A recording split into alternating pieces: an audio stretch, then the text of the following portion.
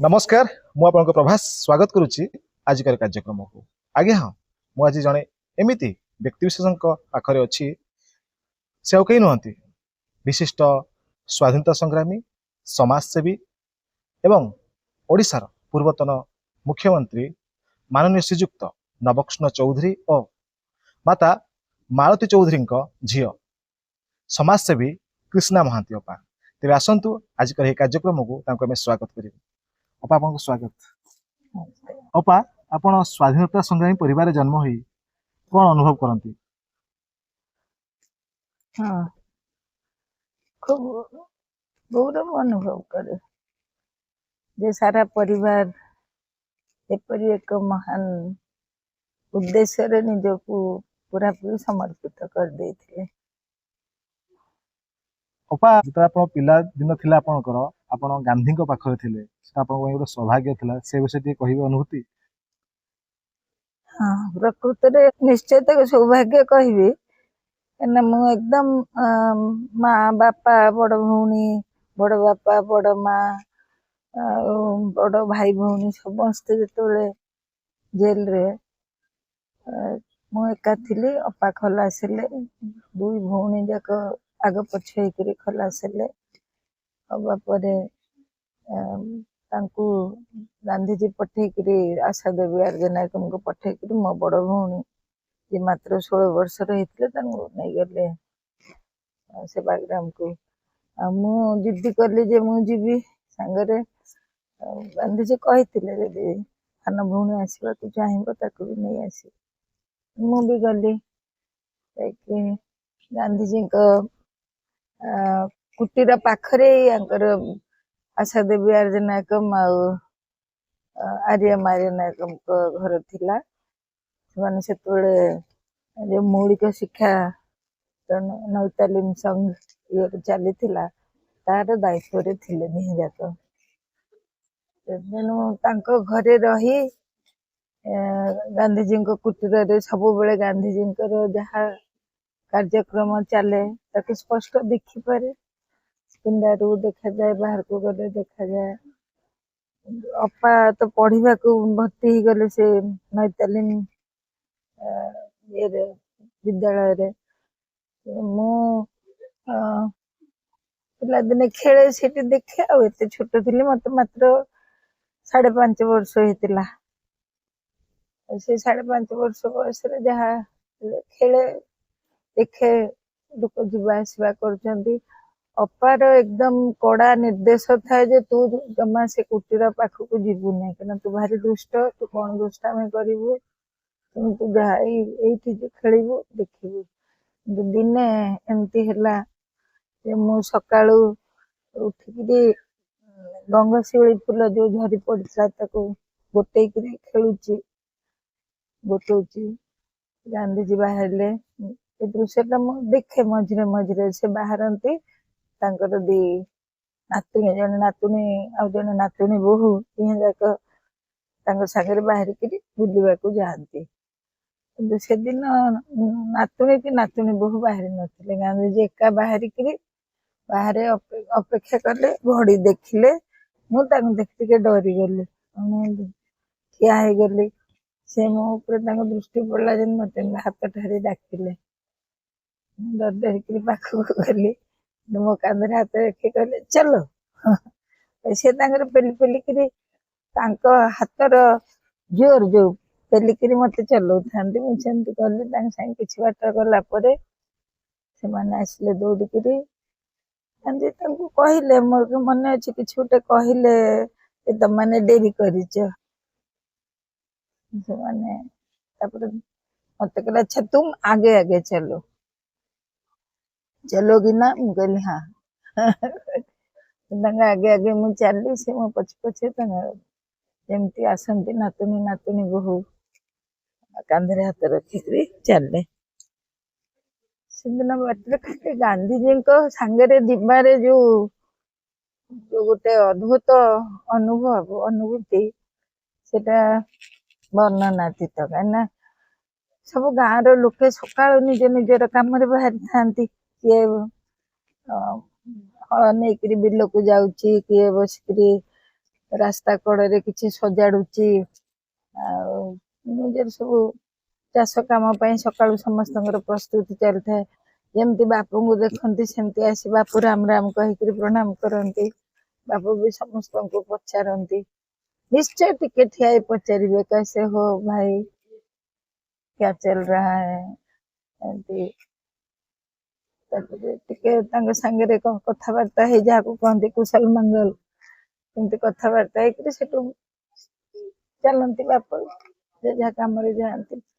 तो ये जो गोटे अभिज्ञता किछि बाट चलला परे सेटु गोटे टिके टिला गोटे उच्च जगह पड़े सेटा एकदम सुखिला जगह नांदिया जगह सेठी किछि सबुज किछि सबुजिमा नाही सेटा को पारी हेकरे सेटु रास्ता को आसंते एटा वारधा को आसे मिसिछि। एटु सब लोके सहरर लोके बा ए लोके छोट टाउन तो सेटु आसंते बापू संग कथबार्ता करती मिसंती। मु से दौड़ी दौड़ी थकी गली क्या से बहुत जोर चलती पछक हो गली लोक मान सागर से कथा कहले मु पछरे आसिक खेलिकी अपा टे व्यस्त हो गला बाड़े गला बुद्धि से जानी ना बाड़े चलीगला सका फेर जो गाड़ी खाइली धूली सब एत गोड़े होता धोई देला जो बापू मत डाकी नहीं जाइए गाड़ी खाई बेस किंतु सबुदिन बापू सागर प्राय देखा हुए स्कूल गला बेले से दिन सी गला बेले बुली मत देखीदे कि अन्य दिन से फेरिला बेले आमे स्कूल बाहर गाँ स्कूल को मो सांगे थिले गोटे स्मृति मत मो सांगे थे फकीर मोहन सेनापति नातुणी सी मोटू टे बड़ 3-4 वर्ष बड़ होते सी थिले जिम्मे अपा मत स्कूल पठाए ताकू तू नहीं जीवु स्कूल को ना भारी दुष्ट कौट कौन कर जाए बापू से फेरु था गेट्रे पसंदी आम जाऊ बापू देखले रास्ता कड़े घुंचिकी ठिया हो जाए कि बापू नजर पड़े पिला चेप्टी नाकी बोली निज नाकटा केमती करती माने तोर नाकटा चेप्टा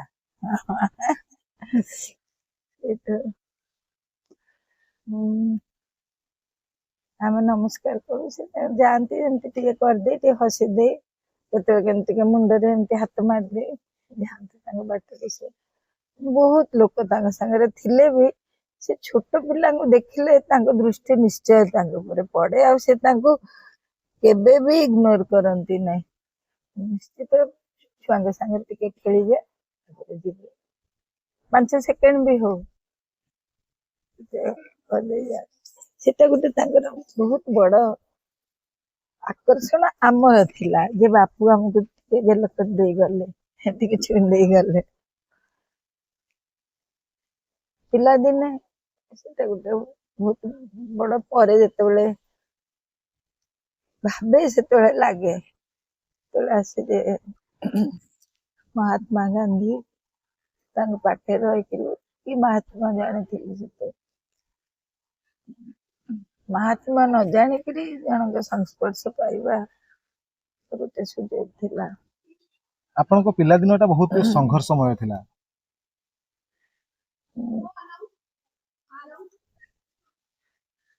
हाँ थिला मो पई जते संघर्ष मान तो मो पई टिके मते अवहेलित लागुथिला ना समस्त चलीगला एका रही जाइथिली बुढ़ी माँ पाखे बुढ़ी माँ तांको काम रे व्यस्त बस बहुत समस्त अभाव अनुभव करुथिले। समस्त कुआडे जाइथिले सब जेल जाइथिले समस्ते 42 आंदोलन रे भारत छाड़ आंदोलन रे समस्ते जेल गले एपरिक मोर 14 वर्षर बड़ भौणी भी क्लास ରେ ପଢୁଥିଲେ, 10ମ ରେ ପଢୁଥିଲେ। ସେ ବି ବାନର ସେନା ଥିଲେ। ଆଉ ସିଏ ସବୁ ଚିଠି ଖବର ଆଦାନ ପ୍ରଦାନ କରୁଥିଲେ। ବାହାରେ ଯୋଉମାନେ ଅଣ୍ଡରଗ୍ରାଉଣ୍ଡ ରହିକିରି ସଂଗ୍ରାମରେ ଥାନ୍ତି, ଜେଲରୁ ଚିଠି ଆଣି ତାଙ୍କୁ ଦବା ଆଉ ତାଙ୍କଠୁ ବାହାରର ଖବର ନେଇକିରି ଜେଲରେ ଯୋଗେଇବାର କାମଟା ସେ କରୁଥିଲେ। କିନ୍ତୁ ଥରେ ଧରା ପଡିଗଲେ, ସେ ଚିଠିଟା ଧରା ପଡିଲା। ସିଏ ତାକୁ କ୍ୟାରି କରୁଛନ୍ତି ବୋଲି ଜଣାଗଲା ପରେ ତାଙ୍କୁ ଜେଲ ହେଲା, 2.5 ବର୍ଷ ଜେଲ ହେଇଥିଲା। ତେଣୁ ସିଏ 2.5 ବର୍ଷରୁ 6 ମାସ କଟିଗଲା, 2 ବର୍ଷ ଜେଲରେ ରହିଲେ। ତାଙ୍କୁ 44ରେ ଖଲାସ କଲେ। 42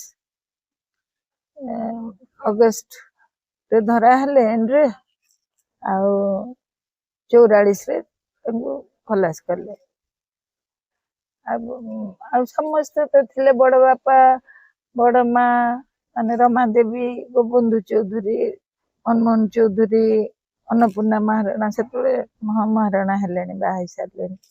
ଆଉ ମୋ ଅପା ସବୁଠୁ ସାନ, ଆହୁରି ସବୁ ପ୍ରାୟ ଅପାଠୁ ଟିକେ ବଡ ବଡ, ଆଉ 2 ଜଣ କିଶୋରୀ ଥିଲେ। ଏମିତି ସମସ୍ତେ ଜେଲରେ। ମୋର ଭାରି ଦେହ ଖରାପ ହେଲା।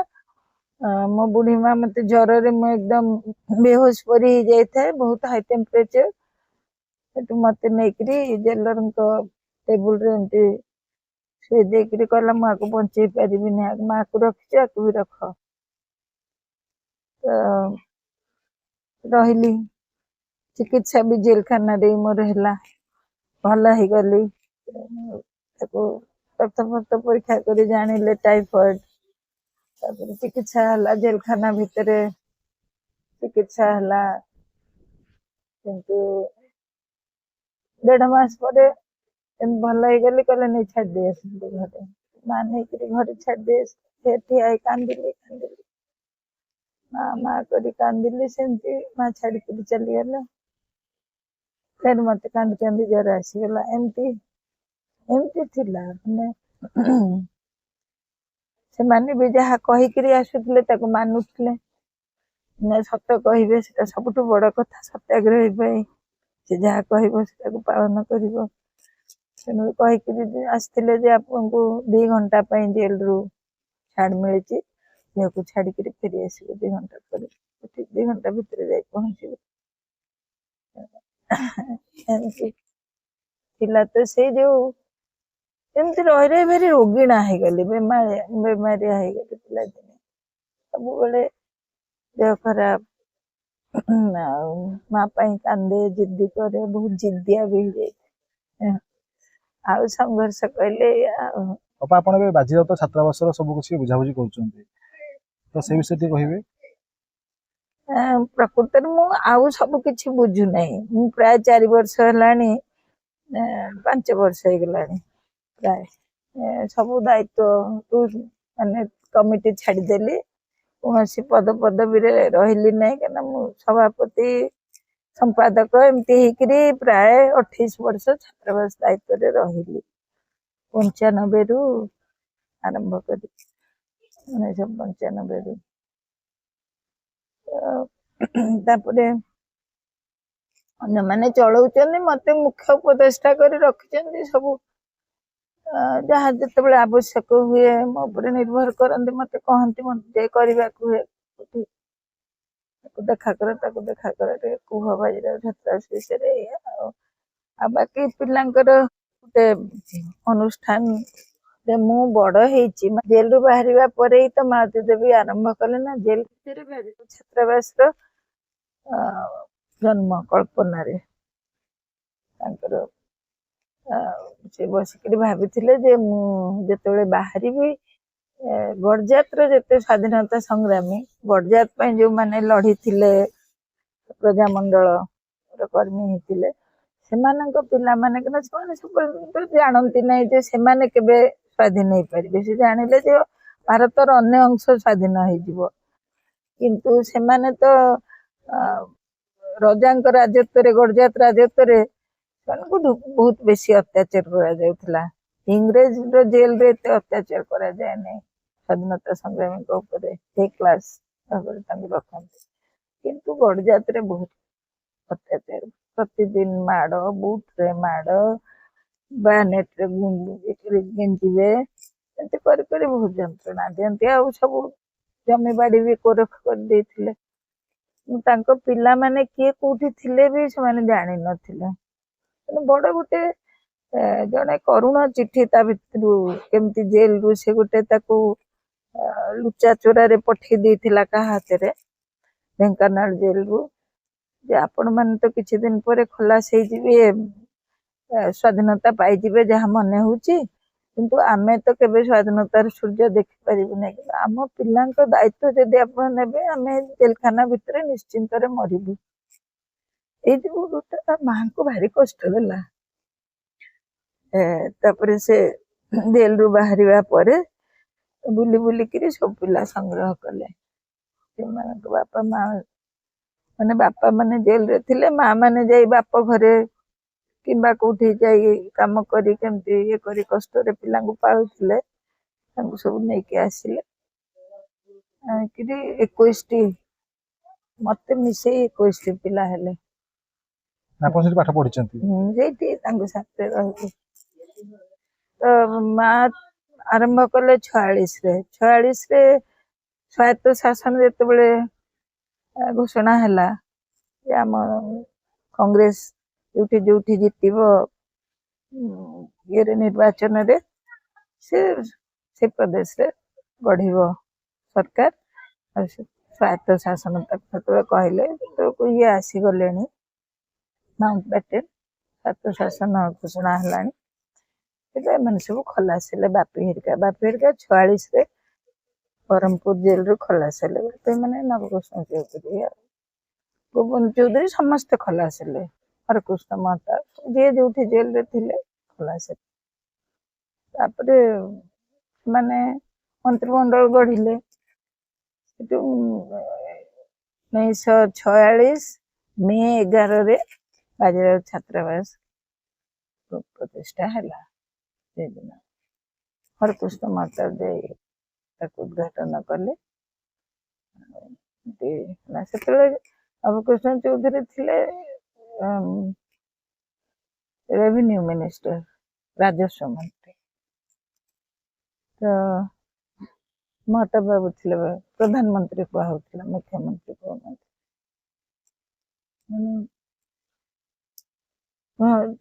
से पैसा पत्र किछि नाही सारंगधर दास और जने महान स्वाधीनता संग्रामी जे गडजात गांधी बोले परिचित सी बॉम्बे रु जाई तांकर सब परिचित लोकंटा कोठु 10,000 टंका चंदा करी आनी देले मां को से 10,000 टंका मूल्य बहुत वर्तमान 10 लाख रु भी अधिक हबो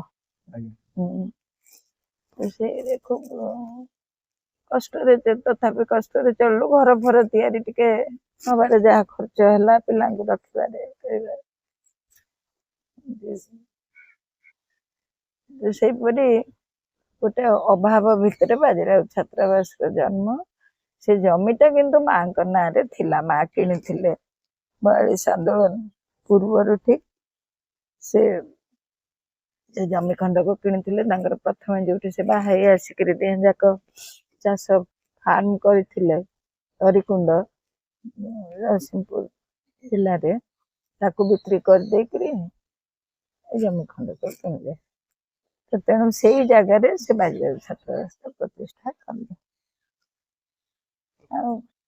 बाजीराव छात्रावास क्रमे क्रमे बढ़िबा को लागला से 21 पिला बढ़िले पुणी 48 मसीह आदिवासी हरिजन पिला मानक निहला केमती मुख्य धारा को आणवे शिक्षा देकरी आदिवासी हरिजन पिला आसिले सांगे भगिनी अनुष्ठान उत्कल नवजीवन मंडल भी प्रतिष्ठा है जो माने आदिवासी क्षेत्र रे जाई समाज सेवा करिवे भीतर रही ट्रेनिंग सेंटर है महिला मानक महिला तालीम शिविर ये सब जो धीरे धीरे बढ़ला से 48 पर बाजीराव छात्रावास चित्रटा बदलिला सरकार भी किसी लीज रे जमी देले आकार प्रकार सब बढ़िला।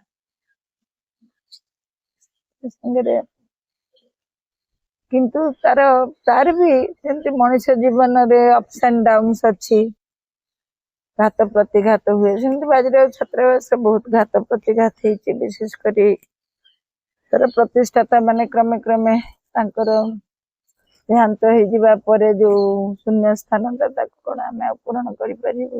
ସେମାନେ ସବୁ ମହାନ ଥିଲେ, ତାଙ୍କୁ ବି ଲୋକେ ମାନୁଥିଲେ। ତଥାପି ସବୁବେଳେ ଯେତେବେଳେ କଣ ହେଇଛି, ମାଳତୀ ବରାବର ସରକାରଙ୍କୁ ସମାଲୋଚନା କରିଛନ୍ତି। ସେ କଂଗ୍ରେସ ସରକାର ହଉ, ତାଙ୍କ ସ୍ୱାମୀ ମୁଖ୍ୟମନ୍ତ୍ରୀ ହେଇଥାନ୍ତୁ କି କେହି ବି ଇଏରେ ଥାନ୍ତୁ, ସିଏ କିନ୍ତୁ ସବୁବେଳେ ସମାଲୋଚନା କରିଛନ୍ତି। ତାଙ୍କ ସ୍ୱାମୀଙ୍କୁ ବି ବାରମ୍ବାର କହିଛନ୍ତି ତୁମେ ଇସ୍ତଫା ଦିଅ, ତମେ ପାରୁନ ଦେଶ ଚଲେଇ, ତମେ ମନ୍ତ୍ରୀ ହେଇଛ, ଏଇ କାମ ଯଦି ତମେ କରି ନ ପାରିବ ମନ୍ତ୍ରୀ ହେଇ ଲାଭ କଣ, ତମେ ଇସ୍ତଫା ଦିଅ। ଏଗୁଡାକ ମାଳତୀ ସିଧା କହୁଥିଲେ, ସମସ୍ତଙ୍କ ଆଗରେ କହୁଥିଲେ। ସେ ଏଇ ଯୋଉ ଗୋଟେ ପ୍ରତିବାଦ ପ୍ରତିରୋଧ ପରିବାରରୁ ପାଇକିରି ବି ବାପିଙ୍କର ଅନେକ ଦିନ ମୁଖ୍ୟମନ୍ତ୍ରୀ ହେଲା। ତା ସାଙ୍ଗରେ ବାଜିରାଉତ ଛାତ୍ରାବାସ ଯେମିତି ବାପି ଛାଡିଦେଲେ, ଅନ୍ୟମାନେ ମନ୍ତ୍ରୀ ହେଲେ, ତାଙ୍କୁ ଏମିତି ମାଳତୀ ସମାଲୋଚନା କଲେ, ସେ କାହିଁ ସାହାଯ୍ୟ କରିବେ? ତେଣୁ ମାଳତୀ ଥିବା ବେଳେ ବି ତାକୁ ଏଇ ରକମର ଗୋଟେ ପ୍ରତିରୋଧ ଭିତରେ ଚାଲିବାକୁ ହେଇଛି। ଗ୍ରାଣ୍ଟ ବନ୍ଦ ହେଇଯାଏ, ସରକାରୀ ଗ୍ରାଣ୍ଟ ଯୋଉଟା ପିଲାଙ୍କ ପାଇଁ ଦଉଥିଲେ ମାସିକ, ଗୁଡାକ ମଝିରେ ମଝିରେ ବନ୍ଦ କରିଦେବେ, ଅଟକେଇ ଦେବେ, ଏମିତି ସବୁ ଚାଲେ। ଉତ୍କଳ ନବଜୀବନ ମଣ୍ଡଳର ଗ୍ରାଣ୍ଟ ବନ୍ଦ ହେଇଯାଏ। ସରକାରଙ୍କର ସବୁବେଳେ ଇଏ ଥାଏ ଯେ ଆମକୁ ଯିଏ ସମାଲୋଚନା କରିବ, ନିନ୍ଦା କରିବ, ଆମେ କାହିଁକି ତାଙ୍କୁ ସାହାଯ୍ୟ କରିବୁ? ଏଇ ମନୋବୃତ୍ତିଟା ଗୋଟେ ରାଜନୀତିରେ ବହୁତ ବହୁତ କ୍ଷତିକାରକ ଦେଶ ପାଇଁ। ତେଣୁ ସେଇଟା ମାଳତୀଙ୍କ ସମୟରେ ବି ଚାଲିଥିଲା, ଏଇନା ବେଶୀ ହଉଛି ଆଉ। ପ୍ରାବନ୍ଧିକ ଚିତ୍ତରଞ୍ଜନ ଦାସଙ୍କ ପ୍ରଭାବ ଆପଣଙ୍କର ବହୁତ ପଡିଥିଲା। ହଁ, ନିଶ୍ଚିତ ଭାବରେ ସେ ମୋର ଗୁରୁ ଥିଲେ। 4 ବର୍ଷ ମୁଁ ତାଙ୍କ ପାଖରେ ପାଠ ପଢିଛି, ସମ୍ପତ୍ତି ମୁଣ୍ଡା ଜୀବନ ବିଦ୍ୟାଳୟରେ। ଏଠୁ ଖଲାରି ଉଚ୍ଚ ମୌଳିକ ବିଦ୍ୟାଳୟରୁ 8ମ ପାସ୍ କରିବା ପରେ ଆମର ନବମ, ଦଶମ, ଏକାଦଶ, ଦ୍ୱାଦଶ ସବୁ ଚମ୍ପତି ମୁଣ୍ଡା ଜୀବନ ବିଦ୍ୟାଳୟ। ଚିତ୍ତରଞ୍ଜନ ଦାସ ଥିଲେ ଆମର ପ୍ରଧାନ ଶିକ୍ଷକ, ପ୍ରଧାନ ଗୁରୁ। ତେଣୁ ସିଏ ଆମକୁ ଗୋଟେ ମୁକ୍ତ ଶିକ୍ଷା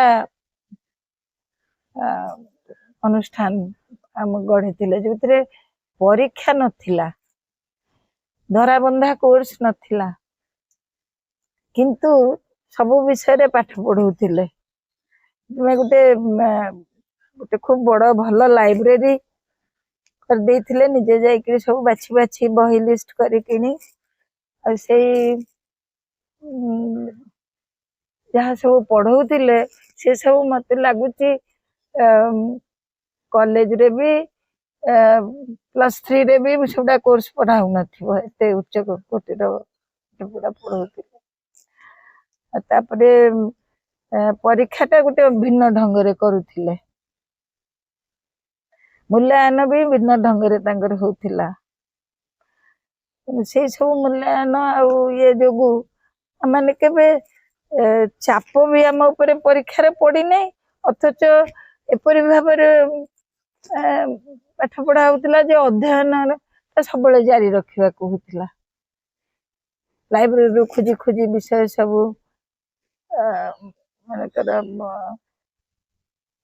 ସାହିତ୍ୟର, ଓଡିଶାର ଅମୁକ ଯୁଗରୁ ଅମୁକ ଯୁଗ ପର୍ଯ୍ୟନ୍ତ ସାହିତ୍ୟର ଇତିହାସ, ସେଇ ସମୟ ତାକୁ ସବୁ ଖୋଜି ଖୋଜି ପଢ, କିଏ କିଏ ସବୁ ଲେଖକ ଥିଲେ କର, ସେ ସବୁ ଯୋଉ ସେଗୁଡାକ ମୂଳରୁ ଆମକୁ ସେ ବାଟ ବତେଇ ଦଉଥିଲେ ଯେ ତମକୁ ଅଧ୍ୟୟନ କରିବାକୁ ହବ, ପାଠ ପଢାଟା କିଛି ନୁହଁ ଯେ ତମେ ଖାଲି ଗୋଟେ ବହି ପଢିକି ତାକୁ ନିଶ୍ଚୟ ତାଙ୍କ ପ୍ରଭାବ ଆଉ ତାଙ୍କ ଯୋଉ ମୁକ୍ତ ଚିନ୍ତାଟା, ଯୋଉ ବିଶ୍ୱକୁ ଗବାକ୍ଷ ଖୋଲିଦବା, ଯେ ତମେ ବିଶ୍ୱଟାକୁ ଏଇ ଦୃଷ୍ଟିରେ ଦେଖ, ସମସ୍ତଙ୍କୁ ଦେଖ, ଆଉ ସେଇଠୁ ଆହରଣ କର, ନକଲ କର ନାହିଁ, ଆହରଣ କର। ନିଜକୁ ନିଜର ଷ୍ଟାଣ୍ଡ ନିଜର ଇଏ ଭିତ୍ତିଟାକୁ ଠିକ ରଖିକିରି ତମେ ଅନ୍ୟଠୁ ଭଲ କଥା ଆହରଣ କର। ଏଇ ଯୋଉ ଏଇଟା ଚିତ୍ତରଞ୍ଜନ ଦାସଙ୍କର ସେଇଟା ସେତେବେଳେ ଆମ ସମସ୍ତଙ୍କୁ ବହୁତ ପ୍ରଭାବିତ କରିଛି। খুব অভাব ভিতরে ଆମେ ରହୁଥିଲୁ, ଜଙ୍ଗଲ ଭିତରେ, ଜଙ୍ଗଲରୁ କାଠ ଆଣି କରି କଷ୍ଟ କରି ଏକଦମ ଗୋଟେ ଗ୍ରାମ୍ୟ ଜଙ୍ଗଲ ଜୀବନ ଯାପନ କରୁଥିଲୁ।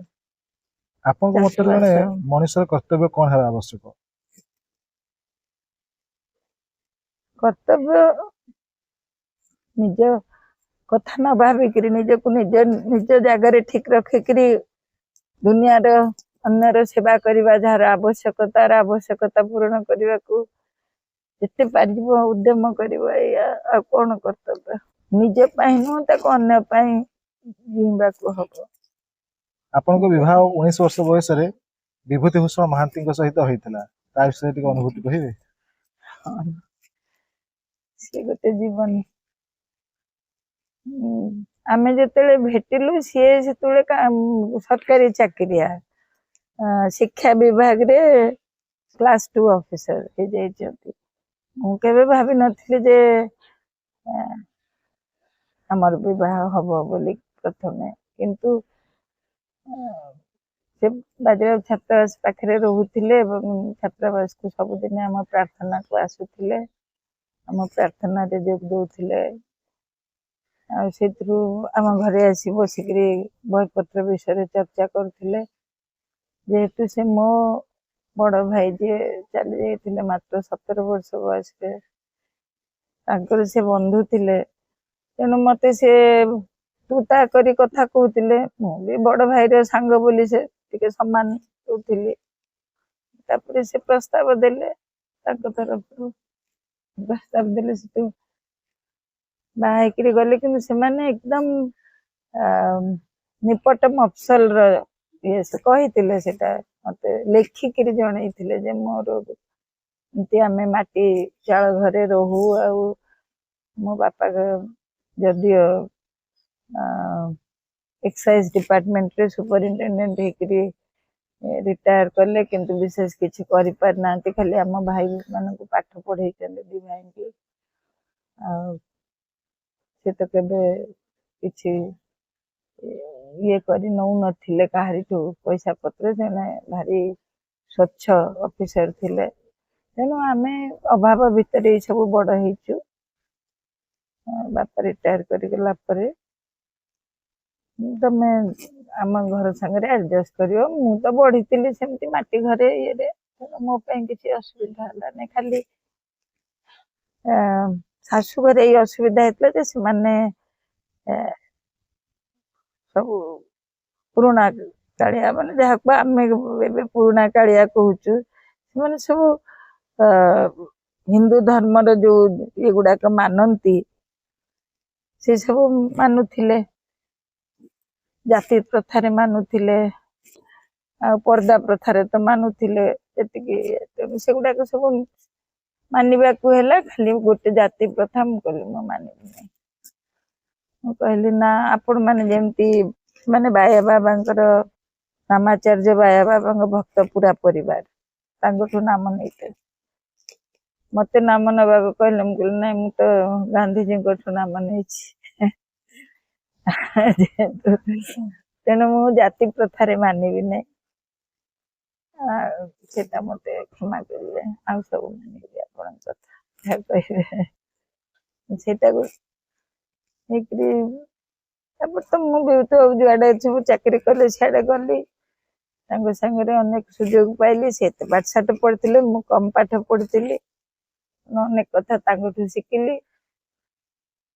ମତେ ଯେହେତୁ ମୁଁ ଚିତ୍ତରଞ୍ଜନ ଦାସଙ୍କ ଛାତ୍ରୀ, ତେଣୁ ପୃଥିବୀର ଯୋଉଠିକି ବି ତାଙ୍କ ସାଙ୍ଗରେ ଗଲେ ମତେ ଅସୁବିଧା ହେଇନାହିଁ। ସିଏ ଆମ ଆଖି ଖୋଲି ଦେଇଥିଲେ ଯେ ବିଶ୍ୱଟା ଏମିତି, ଆଉ ନିଜକୁ ସବୁବେଳେ ସବୁ ମଣିଷ ସମାନ ଭାବରେ ଦେଖିବ, ଭାବିବ।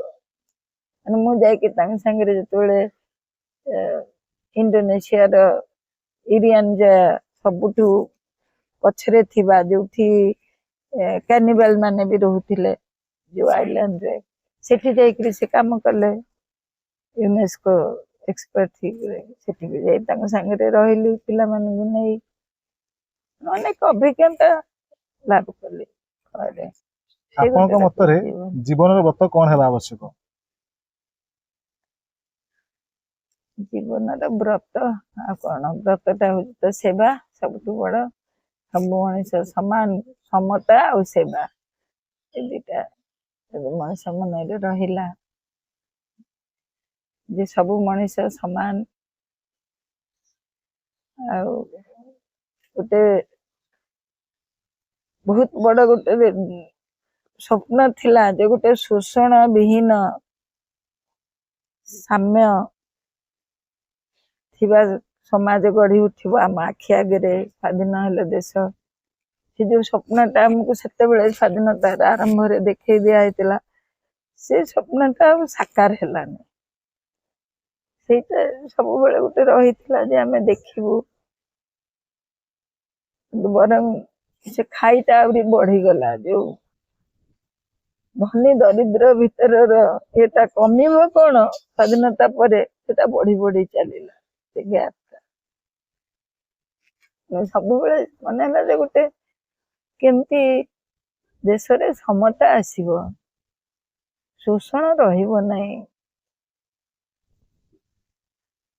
एटा गोटे स्वप्न थिला आ व्रत सेमती किछि व्रत नहीं जदि किछि सेति पई जदि लड़िबा को हबो से लड़िबाटे होछि व्रत ଆପଣ ବର୍ତ୍ତମାନ ଆଧୁନିକ ଯୁଗରେ ଗାନ୍ଧୀଜୀଙ୍କର ବିଚାର ଆଦର୍ଶରେ ଅନୁପ୍ରାଣିତ ହୋଇ ଜୀବନ ଅତିବାହିତ କରୁଛନ୍ତି। ଆପଣଙ୍କୁ କେବେ କିଛି ଅସୁବିଧା ହେଇନି? असुविधा कौन जेटा जदि तमे ठीक करि नब जे मु जहा करिवे सेतबे ए सब व्याघात आसी पारे ए सब बाधा विघ्न आसी पारे सेतबे निजे को प्रस्तुत कर नब ताले असुविधा कौन असुविधा जदि तमे प्रस्तुत नथिबो ताले असुविधा पर निश्चय लागिबो किंतु आगुरु मानसिक भाव में प्रस्तुत थिबो ताले असुविधा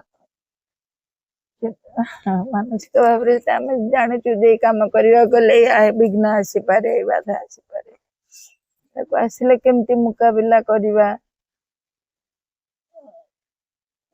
असुविधा भाविनु कि असुविधा होले करवा नहीं बोले भाविनु ବର୍ତ୍ତମାନର ଯୋଉ ମିଛ ସତ ଦୁନିଆରେ ଛଳନାର ଦୁନିଆରେ ଆପଣ ଯୋଉ ଗାନ୍ଧୀଙ୍କର କଥା ଥିଲା ଯେ ସତ କୁହନ୍ତୁ ଆପଣ ତ ନିଶ୍ଚିତ ଭାବରେ ସତ କହୁଥିବେ କିନ୍ତୁ ଆପଣ କେବେ ସେମିତି କିଛି ଅସୁବିଧାରେ ପଡିଯାଇଛନ୍ତି କି?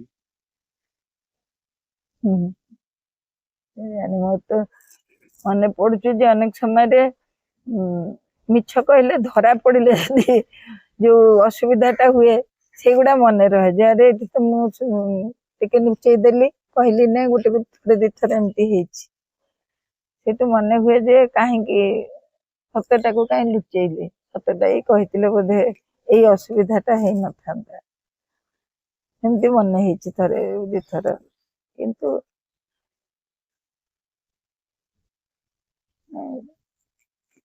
से जीवनटा सेमती चली सुविधा असुविधा किसी न भाविक आम गोटे चलीचु जीवनटा को लेकिन किंतु लक्ष्य गोटे जे समाजटा एमती हवा उचित जो अनेक कुसंस्कार आमको भीतर देकर जीवा को आज भी आम समाज रे बहुत कुसंस्कार से कुसंस्कार गुड़ा केमती भांगा से झील मान शिक्षित कले हुए तो झील मैंने शिक्षित हेले कुसंस्कार भांगे अनेक नारी शिक्षा उपर जोर दिया किंतु तथापि कुसंस्कार रही हमको भांगा को हम आहरी बहुत काम अच्छी करने वर्तमान युवपीढ़ी और जनसाधारण आप कौन वार्ता देवाई चाहिए? वार्ता मोर कि ना मुझे किसी भल कम करी तेल से वार्ता हम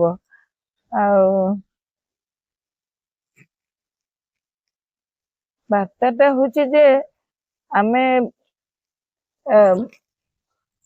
जो पाश्चात्य को अंध अनुकरण करुचु ता न करी युवपीढ़ी ता न करी ସତ୍ୟଟା କଣ ଆଉ ପ୍ରକୃତ ଅ, କଣ କଲେ ନିଜର ଆଉ ଦେଶର ମଙ୍ଗଳ ହବ ସମାଜର, ସେଇଟା ଯଦି ନିଜେ ବୁଝିପାରନ୍ତେ, ସେଇଟା ବୁଝିବାକୁ ଚେଷ୍ଟା କରିବା ଉଚିତ। ସତ୍ୟ ଉଦ୍ଘାଟିତ କରିବା, ଗୋଟେ କଥାର ପ୍ରକୃତ ତଥ୍ୟ ଉପରକୁ ଉପରକୁ ଯାଇକିରି ତାକୁ ବୁଝିବା, ବୁଝିକିରି କଣ ପ୍ରକୃତ ଘଟଣା ଜାଣିବା, ତାପରେ ତା ପାଇଁ କାମ କରିବା। ଏଇ ଯୋଉ ଏଟା କେମିତି ତାଙ୍କ ଭିତରେ ଜାଗ୍ରତ ହୁଏ।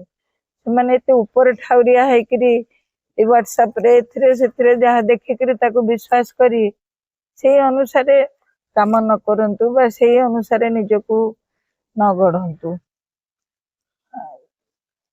ସେଇଟା ବର୍ତ୍ତମାନ ଯୁବପିଢି ଟିକେ ଉପଲବ୍ଧି କରିବା ଦରକାର। କାରଣ ପୃଥିବୀଟା ଭାରି ମାନେ ଅନ୍ୟ ରକମ ମୂଲ୍ୟବୋଧ ସବୁ ବଦଳି ଯାଉଛି, ଅନ୍ୟ ରକମ ହେଇଯାଉଛି। ନିଜର ମୂଲ୍ୟବୋଧଟାକୁ କାଏମ ରଖିବା କଥା। ଯାହା ତମର ଲକ୍ଷ୍ୟ ସେଟାକୁ ସାଧନ ଦିଗରେ ତମେ ଏମିତି ବାଟ ବାଛିବ ଯୋଉଥିରେ ତମେ କାହାରି ପ୍ରତି ଅନ୍ୟାୟ କରୁନ, କାହାକୁ କଷ୍ଟ ଦଉନ, କାହାକୁ ଶୋଷଣ କରୁନ, ଏପରି ବାଟରେ ଯିବା କଥା। ସେୟା କହିବି ଯେ ଯୁବପିଢି ବର୍ତ୍ତମାନ ସେୟା କରନ୍ତୁ, କାହିଁକିନା ଆଳସ୍ୟ ପରାୟଣ ହେଇଗଲେଣି ଯୁବପିଢି। କେମିତି ଅଳ୍ପ ପରିଶ୍ରମରେ ବେଶୀ ରୋଜଗାର କରିବେ ସେୟା ଖୋଜୁଛନ୍ତି, ଯାହା ଫଳରେ ଅନ୍ୟାୟ କରିବାକୁ ବି ସେମାନେ ପଛଉନାହାନ୍ତି। ସେଇଟା ଯେମିତି ମୂଲ୍ୟବୋଧଟା ଯେମିତି ତାଙ୍କର ଟିକେ ସ୍ପଷ୍ଟ ହୁଏ। ଧନ୍ୟବାଦ ବାପା, ଆପଣ ଆପଣଙ୍କର ବହୁମୂଲ୍ୟ ସମୟ ଦେଇଥିବାରୁ। ନମସ୍କାର। ଆପଣମାନେ ଶୁଣୁଥିଲେ କୃଷ୍ଣା ଆପାଙ୍କ ଠାରୁ ଗାନ୍ଧୀଜୀଙ୍କ କଥା, ସତ୍ୟ ଅହିଂସାର କଥା, ସମାଜ ସେବାର କଥା ଏବଂ ଭାରତର ସ୍ୱାଧୀନତାର ଘଟଣା। ତେବେ ଆଜିକାର ଅଧ୍ୟାୟଟି ଆପଣମାନଙ୍କୁ କେମିତି ଲାଗିଲା ନିଶ୍ଚିତ କମେଣ୍ଟ ବକ୍ସରେ ଜଣାଇବେ। ଯଦି ଆପଣମାନେ ଚ୍ୟାନେଲଟିକୁ ସବସ୍କ୍ରାଇବ କରିନାହାନ୍ତି ତ ନିଶ୍ଚିତ ସବସ୍କ୍ରାଇବ କରିନିଅନ୍ତୁ ଏବଂ ପାଖରେ ଥିବା ବେଲ୍ ଆଇକନଟିକୁ ନିଶ୍ଚିତ ଭାବରେ ଦବାଇ ଦିଅନ୍ତୁ, ଯାହାଫଳରେ କି ଏମିତି ବ୍ୟକ୍ତିବିଶେଷ, ଘଟଣା ଏବଂ ଐତିହ୍ୟ ସମ୍ପର୍କରେ ଆପଣମାନଙ୍କୁ ମୁଁ ଖୁବ୍ କମ ସମୟରେ ଜଣାଇ ପାରିବି। ତେବେ ଆଜି ପାଇଁ ଏତିକି। ରହୁଛି ପ୍ରଭାସ, ନମସ୍କାର।